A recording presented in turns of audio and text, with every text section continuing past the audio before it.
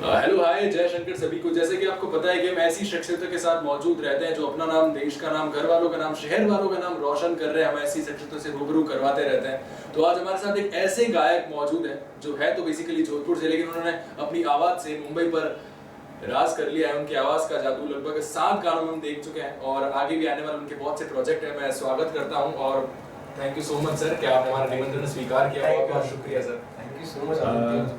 Sir अब आप किसी परिचय के मोहताज हैं नहीं, आपकी आवाज़ का जादू तो लाखों दिलों पर राज कर रहा है, लेकिन फिर भी एक छोटा सा परिचय हमारे व्यूअर्स को जरूर दें। जी, दिस इज अभिदत्त और जैसा कि बताया भाई ने कि मैं जोधपुर से हूँ। मुझे बहुत मेरे शहर से बहुत प्यार है, तो मैं इस शहर का, मेरे देश का नाम रोशन करना चाहता हूँ। बिल्कुल। लेकिन शहर का नाम लिया तो मैं ऐसा चाहता हूँ कि जोधपुर में बहुत गिने चुने लोग हैं जिन्होंने ऐसा कुछ किया है। शायद मैंने मतलब बहुत ज़्यादा नाम नहीं किया है, उतना नाम नहीं सुना है मैंने कि, तो मैं चाहता था कि कुछ ऐसा करे कि यार शहर का नाम हो। तो मैंने पूरा अपना कॉन्सेंट्रेट मेरे म्यूजिक पे दिया। मैं चाहता था कि मैं बॉलीवुड सिंगर बनूं। तो आज आप लोगों के प्यार से, जोधपुर वासियों के प्यार से, मेरे देश के प्यार से मैं आज यहाँ तक पहुँच गया। सर जब कोई सिंगिंग का करियर शुरू करता है तो उसका एक आइडल होता है कि हाँ मैं इसके जैसा सिंगर बनना चाहता हूँ, कि मतलब जितना ये है ना उससे कहीं ज़्यादा मैं बनना चाहता हूँ। तो आपका कोई आइडल रहा है जिसको देख के आपने गाना शुरू किया हो कि हाँ मतलब सिंगर हो तो ऐसा हो? जी, एक्चुअली मैंने जिसको सुना है, जिनकी तरह बनना चाहता था, बनना तो बहुत बड़ी बात हो जाती है क्योंकि वहाँ छूना भी मुश्किल है। मैं जिनकी तरह फील करके गाना गाना चाहता था, जिनको सुनता था, उनका नाम रफ़ी साहब है, मोहम्मद रफ़ी। तो वहाँ तक तो कोई पहुँच नहीं सकता एक्चुअली। तो मैं उनको सुनता था तो उनसे क्या ना एक इंस्पिरेशन मिली मेरे को कि आप ना जब गाते हो तो आपका फोटे फील होता है। अगर आपने फील करके गाया तो ऑडियंस आपसे कनेक्ट करती है। और एक बात जो आपने बोली कि किसी के जैसा, इस स्टार के जैसा बनना है, तो उसकी वो खूबी देखी जाती है कि इसने कितनी मेहनत करी है, किस तरीके से गा के यहाँ तक पहुँचा है, ना कि ये कि उसकी वॉइस कॉपी की जाए। कभी भी मैं एक बात भी कहना चाहता हूँ कि कभी कोई वॉइस कॉपी ना करे। अगर कोई सिंगर बनना चाहता है या कोई टैलेंटेड सिंगर है तो ऐसा नहीं होना चाहिए कि आज अरिजीत बहुत चल रहे हैं तो उनकी जैसी वॉइस करके गाएं। तो आजकल बहुत चल रहा है, मोनोटोनस हो गया, हर दूसरा तीसरा आदमी उनके जैसी आवाज में गाता है। लेकिन अरिजीत तो एक ही, तो अपना ही वॉइस टेक्सचर रख के गाना गाना चाहिए, मैं ये मानता हूँ। तो मैं उसी पे ध्यान दिया, मैंने रफ़ी साहब की फील को फॉलो किया। फील को फॉलो करना जरूरी है और आज आप यहाँ तक और फिर आगे तो मतलब आप, तो मैं ये जानना चाहूँगा कि आपने जब पहली स्टेज परफॉर्मेंस दी तो आपकी उम्र क्या रही होगी और जनता का रेस्पॉन्स क्या रहा था उस वक्त? यार उस टाइम मैं बहुत छोटा था, 8th स्टैंडर्ड में था एक्चुअली, और मेरे को पता नहीं था कि ऐसा लाइव परफॉर्म कैसे किया जाता है, क्या है। तो मैंने स्कूल में जब प्रोग्राम होते थे 15 अगस्त और ये सब के, तो इसमें मैंने जब गाया तो सर को अच्छा लगे, मेरे टीचर्स को अच्छा लगा कि यार ये तो अच्छा गाता है बच्चा, इसको आगे बढ़ाया जाए। तो मेरा एक पूरा शो रखा था उन्होंने उस टाइम पे, और बहुत बढ़िया स्ट्रेंथ थी, लोग मतलब भीड़ थी, और आसपास के लोग भी घरों से झांक रहे थे कि चलो कोई गा रहा बच्चा। तो मैंने उस टाइम गाया, इतने सारे लोगों के बीच में गाया, कोई हेजिटेशन नहीं थी एक्चुअली, मैं गा रहा था बिंदास उस एज में भी, और मुझे अच्छा लगा। और मेरे पापा ना अच्छा सुनते हैं, तो जब उन्होंने बताया कि भाई तू रियाज कर, तू इस चीज़ में जा, उन्होंने बहुत सपोर्ट किया मुझे। मतलब कुछ पेरेंट्स होते हैं कि इस चीज़ को आप प्राइमरी भी रख सकते हैं, बिल्कुल, पढ़ाई करो, कुछ बन जाओ, इंजीनियर बन जाओ, डॉक्टर बन जाओ, उसके बाद तो ये हॉबी है। साइड मेरे लिए हॉबी नहीं थी, ये मेरा पैशन था, सिंगिंग करना। दिख रहा है आज। मुझे सिर्फ एक ही चीज़ करनी आती है या करना चाहता था, वो सिंगिंग। वहाँ से जर्नी स्टार्ट हुई मेरी स्कूल से। दरअसल ऐसा होता है कि हम जब उस मंजिल तक पहुंचते हैं तो मंजिल में जो रास्ते में जो भी इतने सारी मुश्किलों को पार करना पड़ता है, क्योंकि इतनी आसानी से तो मंजिल मिलने को रही। लेकिन आप बताओ आपकी रास्ते में कितनी मुश्किलें रही होगी, क्या कुछ सहन करना पड़ा? यार मुश्किलें एक्चुअली वही पार्ट है। मुश्किलें जो है वो आपका पेशेंस लेवल चेक करती है, आप में कितना पेशेंस है। जब आप अपनी उस राह पे चल रहे होते हैं तो बहुत सारी चीज़ें ऐसी आती है जो आपको भटकाती है कि नहीं यार ये छोड़ देना चाहिए, ऐसा नहीं होगा, ये नहीं हो पाएगा। बहुत सारे लोग ऐसे आते हैं उस बीच में जो आपको बोलते हैं इतने सारे लोग हैं, भीड़ है, क्या करेगा, कैसे पहुंचेगा, कैसे होगा। ये सारे क्वेश्चन आपको बहुत परेशान करते हैं, पर आपका पेशेंस और आपका खुद पे विश्वास बहुत जरूरी है कि मैं कर सकता हूँ। जब वॉइस टेक्सचर अच्छा है, जब मैं रियाज किया हूँ तो मैं क्यों डरूँ। बहुत सारी वॉइस होगी, आई नो बहुत सारी वॉइसेस हैं, लेकिन खुद का कुछ एक अलग होता है। तो इस वजह से मैं मेरे पेशेंस और मेरे एक्सपीरियंस को लेके चलता रहा, लोगों की बातों को नज़रअंदाज किया और कुछ लोगों की बातों को सुना जो कि अच्छी थी, प्लस पॉइंट था मेरे लिए, वो सब सुना और आगे बढ़ता गया। नहीं, अक्सर ऐसा होता है कि हमारे जो घर वाले तो सपोर्ट करते हैं कि बच्चा कर रहा है, अच्छा कर रहा है, लेकिन कुछ रिश्तेदार ऐसे होते हैं या कुछ आस पड़ोस वाले ऐसे होते हैं कि यार क्या कर रहा है, क्यों इसमें जाने को है, ये पढ़ाई वढ़ाई पे ध्यान दे, ये ताने सुनाते हैं। लेकिन जब वो तानों का शोर जब तालियों की गूंज में तब्दील होता है तो उसका रेस्पॉन्स कुछ अलग होता है कि यार अच्छा वो अभी तक सिंगर बन गया यार, कुछ फोटो भी कैसे था, अभी तक जोधपुर आया है, कुछ फोटो ऐसा कुछ हुआ आपके साथ? नहीं, ये बहुत बढ़िया आपने इंसिडेंट मुझे याद दिलाया है, क्योंकि ऐसा क्या होता है ना कि आपने जैसे बोला फैमिली वालों में से तो ठीक है, सब सपोर्ट करते हैं, पर कुछ लोग उसमें होते हैं कि क्या है गाना बजाना, क्या है। मतलब इंडिया का मैंने देखा है कि यहाँ पे पढ़ाई एक अलग तरीके से की जाती है, पर जबकि देख आर्ट एक ऐसा सब्जेक्ट है जिसमें इंसान ना खुद को बहुत निखार सकता है। तो जब मैंने आर्ट्स ली थी तो सब उस टाइम ही ये क्वेश्चन उठ गए थे, आर्ट्स क्यों ली इसने तो ये सारे क्वेश्चन थे कि आर्ट्स ले ली और उस पे म्यूजिक ले लिया, क्या करेगा आगे जाके। तो वही लोग आज मेरे पापा को फोन करके बोलते हैं आपके बेटे का फोटो आया है अखबार में। अब तो यार वो बेटे का 10 मिलियन क्रॉस हो रहा है, 9 मिलियन क्रॉस हो रहा है, ऐसा कुछ फिर रेस्पॉन्स ये सब रेस्पॉन्स होता है। एक्चुअली एक इंसिडेंट ये था कि एक होटल, ये रेस्टोरेंट जिप्सी, तो वहाँ के कुछ लोग ना गाना बजा रहे थे लहजा, और पापा मम्मी वहीं थे और किसी रिलेटिव ने वहाँ पे पार्टी करी थी। अब वो गाना बजा, अब सबको पता चला कि लहजा चल रहा है, जबकि किसी ने बजवाया नहीं जाके, वो ऑलरेडी उनकी लिस्ट में, प्ले लिस्ट में। तो वो जब बज रहा था तो किसी ने जाके बोला कि जिसका गाना बजा ना उसकी फैमिली बैठी है, उसके माँ बाप बैठे, वो सारे लोग खड़े हुए मेरे मम्मी पापा के पास आके फोटो खिंचवाई। तो ये मेरे लिए बहुत ऑनर का वो था कि यार मैं यही तो चाहता था कि मैं गाऊं, मैं सब कुछ करूं, नाम उनका हो। जब वो लोग उनको बोले कि ये अभिदत के माँ बाप है, उनके साथ फोटो खिंचवा रहे, तो इससे बड़ी प्राउड की बात मेरे लिए कुछ नहीं थी।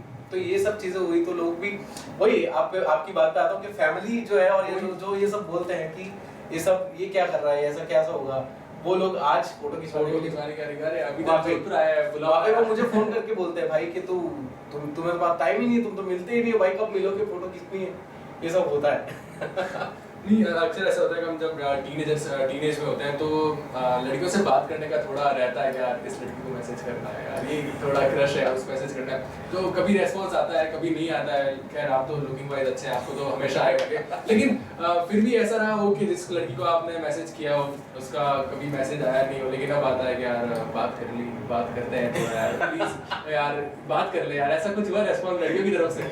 यार ऐसा हुआ है ना कि मेरी इंस्टा पहले आईडी छोटी थी, सीमित थी, अब ना वो बहुत फैल गई है और मुझे रोज ना बहुत सारे मैसेज आते हैं रिक्वेस्ट में, तो मैं देख भी नहीं पाता हूँ सब, बहुत कुछ तो भी इंस्टाग्राम फिल्टर कर देता है, तो मैं देख भी नहीं पाता, जो भी ऐसा मैसेज आ भी रहे होंगे तो मैं ध्यान दे नहीं पाता, और मेरा पूरा फोकस मेरे काम पे है, तो ये सब चीजें थोड़ी सी अलग हो गई। नहीं ऐसा कोई आपने, लेकिन हाँ, किसी को अगर मुझे कोई क्रश है मेरा या किसी से बात करनी तो मैं गाना सुना देता हूँ फिर तो वो आप उसका क्रश बन जाते होंगे कि यार चलो अब मजा आएगा। और मैं एक सवाल ये करता हूँ कि कहीं पे पहुँचने के लिए गुरु की ज़रूरत पड़ती है, जो हमें पूरी अच्छी तरह से गाइड करता है, हमें सिखाता है, जो दुनिया कैसी है हमें वो बताता है कि आगे जहाँ तू जाएगा। तो आपका गुरु कौन है? मेरे गुरु मेरे पापा ही रहे हैं मेरी लाइफ में, उन्होंने ही बताया कि कहाँ जाना है, कैसे करना और कैसे क्या होगा। टेक्निकली देखा जाए तो गुरु कुछ कोई खास मेरे रहे नहीं, पर मैंने सीखा ज़रूर है। मैंने जब मैं कॉलेज कर रहा था, जब मैंने म्यूज़िक लिया है, म्यूज़िक कर रहा था जो कि मैंने आपको बताया, तो मैं राजेंद्र वैष्णव जी की क्लासेस में जाता था। ये रामानुज कोट अगर आपको पता हो तो वहाँ पे उनकी क्लासेस लगती थी, तो सुबह 7 बजे वहाँ क्लास होती थी, तो मैं चौपास में रहता था और सुबह 7 बजे वहाँ पहुँच जाया करता था। तो 1 साल 2 साल मैंने वहाँ रियाज करना सीखा, जो कि बहुत मेरे लिए बहुत बेनिफिशियल रहा। और मैं हर एक जोधपुर की कोई भी सिंगर को ये सलाह देना चाहता हूँ कि आप लोग रियाज सीखना चाहते हैं, कैसे रियाज किया जाता है, तो वो सिर्फ राजेंद्र वैष्णव जी सर जो है उनके यहाँ जाके जरूर सीखे रियाज कैसे किया जाता है। और जब आप मुंबई गए, फिर मुंबई जाने के बाद आपका पहला गाना लॉन्च हुआ, और पहला गाना लॉन्च होने के बाद दूसरा, तीसरा, फिर आप जब जोधपुर आते हैं तो कैसा नजरिया रहा जोधपुर वालों का कि यार अरे यार अपना लड़का आ गया, और जोधपुर का कोई वही चेंजेस देखा आपने? हाँ, मैंने बहुत चेंजेस देखे इस चीज़ में कि जब मेरा गाना एक तेरी आदत है जो कि अभी 60 मिलियन पे पहुंच गया, तो वो गाना 50 मिलियन पे था तब मैं जोधपुर आया था, तो बहुत सारे लोग उस गाने को जानते थे, सुने हुए थे, तो बहुत अच्छा रिस्पॉन्स था कि यार अपना बच्चा इतना आगे पहुंच गया अपने जोधपुर पे। तो मैं एयरपोर्ट उतरा तो मुझे ना एक्चुअली अराइवल पे ना कोई कॉफी शॉप या कुछ नहीं, तो मैं बाहर निकला और बाहर एक ढाबे पे मैं चाय या कॉफ़ी पीने चला गया जो कि एयरपोर्ट के जस्ट बाहर ही है। तो मैं जाके वहाँ उसको बोला मेरे को कॉफ़ी पीनी है, तो वो मेरे को बोलता आप अभी तक है क्या? बोले यार मैं तो आपके सारे गाने सुनता हूँ। उसने इतनी मस्त कॉफ़ी बनाई मेरे लिए और आके फोटो वोटो खींचे, तो मुझे बहुत अच्छा लगा कि मेरे लोग मुझे जानने शुरू हो गए। नहीं कभी ऐसा हुआ है कि जब अब तो आप बहुत मतलब नाम हो गया है, जब तो इतना कुछ नहीं था तो आप मम्मी पापा के साथ जाते हैं तो थोड़ा बार्गेनिंग करना हम जोधपुर वालों का तो फर्ज है, तब बार्गेनिंग होती थी। अब कभी जाते तो लगता है ऐसा कि यार बार्गेनिंग मम्मी रुको यार पैसे हैं अपने पास, बार्गेनिंग करने का मन करता है, अब तो चलो दे दो यार 1000 मांगे 1500 दो, ऐसा कुछ या आपकी बार्गेनिंग? यार ऐसा है ना कि बार्गेनिंग में मैं बहुत खराब हूँ, बहुत ही मतलब आती ही नहीं है। मतलब अगले को मतलब जो भी है वो जितना अमाउंट बताएगा उससे कम करवाना भी मेरे लिए बहुत मुश्किल हो जाता था वो टाइम पे भी, तो अब तो बहुत ही ज्यादा मुश्किल है, तो वो होता नहीं है। मम्मी को भी मैं तो क्या बोलूँ, मम्मी जो करे। या मम्मी को भी फायदा उठाया है कि मैं चल रहा है वो गाना चल रहा है ना उसकी मम्मी एक बार उन्हें ब्यूटी पार्लर गए थे तो वहाँ पे ना गाना चला, लहजा बिंदास पे आ रहा था। हाँ बिंदास पे तो ये गाना चला, उसके बीच में वो जब आया तो उन्होंने बोला ये मेरा बेटा है, तो वो मान ही नहीं दी लड़कियाँ। आपका बेटा कैसे हो सकता है? बोले आप ऐसी बात कर रहे हो, बेटा है मेरा। अरे बोले कैसे बताओ कि ये मेरा बेटा है, अब वो मान ही नहीं लड़कियाँ। तो पापा साथ में थे, उन्होंने फोटो दिखाई हमारा बेटा। देखो ये देखो पाँव में खड़ा है ना, ये चरण छू रहा है, लड़का है हमारा। तो ऐसा हुआ है, तो फिर उन्होंने वहाँ पे डिस्काउंट दिया कि अभिदत्त की मम्मी आएंगे। तो कभी जैसे कि अभी अंकित तिवारी जो बॉलीवुड सिंगर है जी, उनकी रिसेंटली अभी शादी हुई है, तो जब दादी उनकी स्टेशन पे बैठी थी तो जब एक लड़की पास में से गुजरी तो उन्होंने बुला के पूछा कि अच्छा तू क्या करती है क्या नहीं करती है, फिर उनको बताया कि जो वो नहीं है रो रहा हूँ मैं हंस रहा हूँ मैं जो गाना गाता है उसकी वो जो सिंगर है उसकी दादी हूँ मैं। तो कभी आपकी मम्मी ने या दादी ने ऐसा करने की कोशिश की कि जो लहजा सुना है तो ना दिल ना तोड़ूंगा तो उसकी मम्मी हूँ मैं, उसने रिश्ता ऐसे ही पक्का किया था दादी ने। अच्छा तो आपका ऐसा कुछ इंसिडेंट तो नहीं हुआ है अभी तक। मैं भी आगे चल के वो ऐसा कभी लगता तो फील तो होता होगा ना कि यार। नहीं, मेरे दोस्तों के साथ जरूर हुआ ऐसा कि कुछ लोग जो मुझसे कभी मिले भी नहीं उतना, और वो जो मेरे बेस्ट फ्रेंड है उनके पास जाके बोलते हैं कि अभी तक तो हमारा बेस्ट फ्रेंड है हमारे साथ, तो वो लोग हंस रहे थे उनपे। तो वो एक अच्छा इंसिडेंट था। आपके दोस्त ने ऐसा कोई फायदा उठाया है कि किसी लड़की ने बोला कि इससे दोस्ती करवाओ, आपके दोस्त ने बोला कि पहले मेरी गर्लफ्रेंड बनो फिर मैं बात करवाती हूँ अभिदत्त से? ऐसा मेरे साथ गोवा में हुआ था। कुछ ग्रुप बैठा था लड़कियों का, वहाँ पे मेरा फ्रेंड गया, वो जाके बोलता है वो जो लड़का है वो बहुत अच्छा गाता है, आप सुनना चाहेंगे? तो मैंने उनको तुम ही वो गाना सुनाया और लड़कियाँ उसके साथ डांस कर रही थी। तो आपको फील नहीं हुआ ऐसे गुस्से में कि आपके मुंह से कोई दुनिया की जगह कुछ गाने वाला कुछ निकला हुआ ऐसा? नहीं यार, मैं बहुत शाय हूँ एक्चुअली, बहुत शाय हूँ। मुझे कुछ नया कोई नए इंसान मिलते हैं तो बात करने में थोड़ा टाइम लगता है, पर जब खुल जाता हूँ तो मैं बहुत सारी बातें कर सकता हूँ, वरना मैं बहुत शाय हूँ। तो ये सब चीज़ों में यू नो। और हमने ये भी सुना है कि जो अपकमिंग जो भी रिसेंटली मूवी आई है प्रभास की राधे श्याम, उसमें भी आपकी आवाज़ है, तो उसके बारे में कुछ बताया व्यूअर्स को? उसके बारे में ऐसा है कि वो गाना एक्चुअली बहुत सारे सिंगर्स जो हैं वो मूवीज़ के लिए स्क्रैचेस गाते हैं, तो मेरा सौभाग्य था कि मिथुन शर्मा जैसे बड़ी शख्सियत जिन्होंने मुझे बुलाया और उन्होंने मुझे इस काबिल समझा कि वो अपना गाना मुझे गवाए। तो मैंने आशिकी आ गई और सोच लिया सॉन्ग जब गाया, और उसके बाद अरिजीत की आवाज़ में आया। लेकिन मुझे बहुत सीखने को मिला उन सब गानों से कि कैसे थ्रो होता है वॉइस का, कैसे क्या होता है। तो मेरी वॉइस कहीं ना कहीं उन गानों में है, तो आप जब सुनेंगे तो पता चल ही जाएगा। सोच लिया और आशिकी आ गई। खैर कोई नहीं, अब तो आपके गाने ऐसे धूम मचा रहे हैं और आने वाले टाइम में तो आप शायद अरिजीत सिंह सर के साथ या उनके टक्कर का गाने लगेंगे। और रिसेंटली आपका एक गाना आया था अभी चांद नाराज है, जिन्होंने अभी 11 मिलियन व्यूज क्रॉस किए, बहुत बड़ी बात होती है हम जैसे छोटे यूट्यूबर्स के लिए। खैर उसके बारे में कुछ बताएं, कैसे एक्सपीरियंस रहा उसका? जी, चांद नाराज है सॉन्ग जो है वो भरी सर्दी में कश्मीर में शूट हुआ है, और उसमें मोहसिन खान और जन्नत जुबैर वो फीचरिंग है और मैंने गाना गाया है। तो और विक्रम मॉन्ट्रोस जिन्होंने कर हर मैदान फतेह, नॉक नॉक तेरा बाप आया, और अभी बच्चन पांडे का सॉन्ग जो जिन्होंने बनाया है, ये गाना भी उन्होंने बनाया। और मेरा लहजा सॉन्ग भी विक्रम मॉन्ट्रोस म्यूजिक डायरेक्टर वही रहे हैं, और होने लगा तुमसे प्यार भी उन्होंने बनाया। तो एक बहुत ही अच्छी कॉम्पोजिशन से चांद नाराज मुझे बहुत ही पसंद आया था, और जब मैंने गाया तो एक अलग फील था उसका। और ये शूट कश्मीर में हुआ है, तो चांद नाराज है जैसा कि आपने बताया आज 11 मिलियन पे पहुंच गया, उसके लिए बहुत बहुत शुक्रिया मेरी आवाम को। जो आप मुझे इतना प्यार देते हैं।